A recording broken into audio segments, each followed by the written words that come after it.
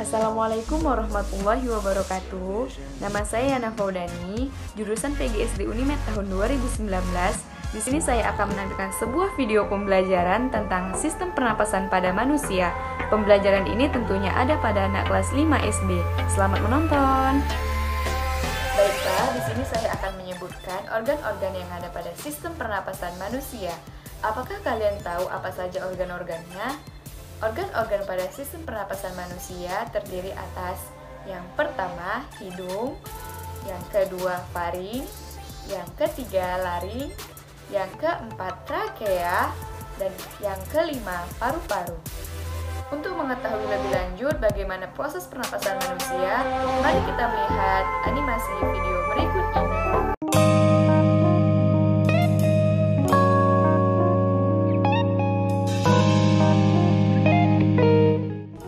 Manusia, hewan, maupun tumbuhan sebagai makhluk hidup, kita perlu oksigen untuk hidup.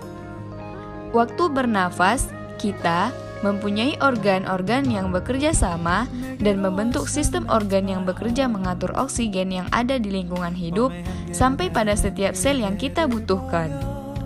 Oksigen ini tidak tersedia di dalam tubuh makhluk hidup. Kita mendapatkan oksigen dari lingkungan sekitar kita. Bernafas artinya kegiatan menghirup atau memasukkan oksigen dari lingkungan hidup dan mengeluarkan karbon dioksida dan uap air melalui alat pernapasan kita. Kali ini kita akan mempelajari lebih lanjut tentang organ-organ pernapasan manusia. Apakah kalian tahu bahwa alat pernapasan kita terdiri atas hidung, pangkal tenggorok atau laring, batang tenggorok atau trakea, cabang batang tenggorok atau bronkus, dan paru-paru. Melalui lubang hidung, udara mendapatkan jalan keluar dan masuk ke dalam tubuh kita. Tapi, selain itu, udara juga bisa masuk melalui mulut loh. Namun, jika kita bernafas menggunakan hidung, maka akan lebih baik, karena terdapat lendir dan rambut-rambut halus. Rambut-rambut halus ini berfungsi untuk menyaring udara yang mengandung debu, kotoran, dan kuman penyakit. Selaput lendir berfungsi untuk mengatur suhu udara yang akan masuk ke paru-paru dan mengatur kelembapan udara agar sesuai dengan kelembapan tubuh. Hidung juga jalur yang langsung terhubung dengan alat pernapasan berikutnya, yaitu tenggorokan. Tenggorokan merupakan alat pernapasan manusia yang kedua. Pada tenggorokan terdapat laring atau pangkal tenggorok, dan batang tenggorok atau trakea. Pada bagian dalam dinding batang tenggorok terdapat selaput lendir dan rambut-rambut halus yang selalu bergetar yang berfungsi menghalangi benda-benda asing yang akan masuk ke paru-paru. Pernahkah kalian tersedak? Apakah kamu pernah mengalaminya?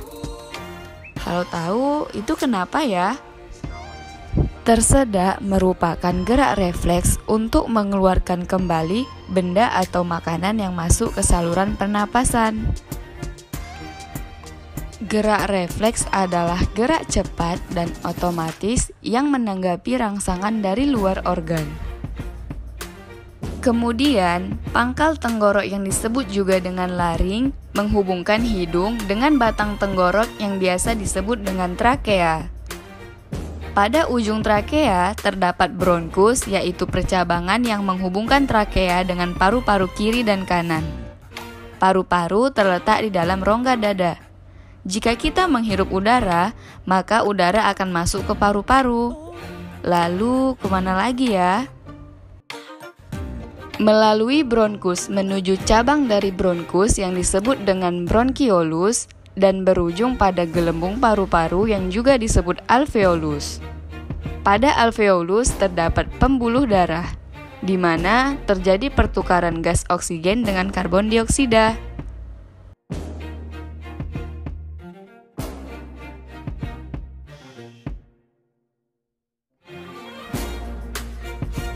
Tahukah kalian kalau sistem pernapasan kita terdiri dari dua kan? Yaitu sistem pernapasan dada yang umumnya kita lakukan dan sistem pernapasan perut. Apakah kalian tahu apa perbedaannya? Pernapasan dada terjadi karena gerakan tulang rusuk oleh otot-otot antarusuk. Pengambilan udara terjadi saat otot antarusuk berkontraksi atau mengerut. Sehingga tulang rusuk terangkat ke atas, menyebabkan rongga dada dan paru-paru membesar. Pengeluaran udara terjadi saat otot antarusuk berelaksasi atau mengendur. Saat itu, tulang rusuk turun ke posisi semula, menyebabkan rongga dada dan paru-paru mengecil. Lalu, apakah kalian tahu apa itu pernapasan perut? Dan bagaimana proses pernapasan perut itu? Pernapasan perut terjadi karena gerakan otot diafragma, yaitu sekat yang membatasi antara rongga dada dan rongga perut. Pengambilan udara terjadi saat otot diafragma berkontraksi, posisi diafragma mendatar menyebabkan rongga dada dan paru-paru membesar. Pengeluaran udara terjadi saat otot diafragma berelaksasi atau posisi diafragma melengkung ke atas, lalu menyebabkan rongga dada dan paru-paru mengecil. Terima kasih telah menonton video ini. Semoga video ini dapat bermanfaat bagi semua dan kita dapat mempelajarinya di mana saja. Saya akhiri dengan wassalamualaikum warahmatullahi wabarakatuh.